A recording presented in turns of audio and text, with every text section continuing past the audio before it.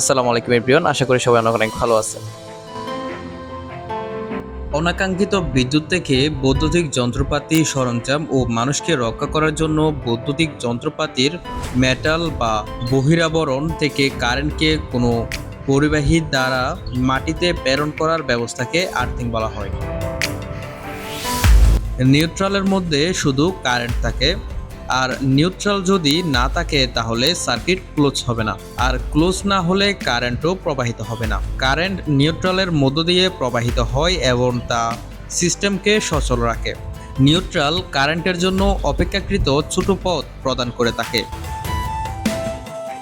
আর্থিংকে অনেকেই গ্রাউন্ডিং বলে থাকে। কোনো কারণে লাইনের লিকেজ কারেন্ট হলে আর্থিং সেই লিকেজ কারেন্টকে কোনো প্রকার বিপদ না ঘটিয়ে তারের মাধ্যমে সহজে মাটিতে চলে যেতে সাহায্য করে।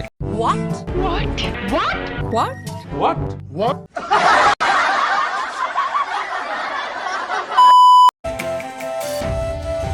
কোনো প্রকার ত্রুটি হলে বা লিকেজ কারেন্টকে নিরাপদে প্রেরণ করার জন্য, যাতে যন্ত্রপাতির ত্রুটিপূর্ণ সার্কিটকে বিচ্ছিন্ন করতে পারে, ভোল্টেজ সিস্টেমের যে কোনো অংশে মাটির তুলনায় যেন নির্দিষ্ট থাকে তার ব্যবস্থা করা। ত্রুটি বা সিস্টেম সমস্যার কারণে যন্ত্রপাতির ভোল্টেজ যেন মাটির তুলনায় বিপজ্জনক পর্যায়ে না যায় তা নিশ্চিত করা। অনেকে মাঝে মাঝে প্রশ্ন করে থাকে যে নিউট্রাল লাইন দিয়ে যদি বৈদ্যুতিক কারেন্ট ফেরত যায় তাহলে কারেন্টের শক করে না কেন? আমরা এটা জানি যে বৈদ্যুতিক শকের মাত্রা নির্ভর করে বৈদ্যুতিক চাপ তথা ভোল্টেজের উপর।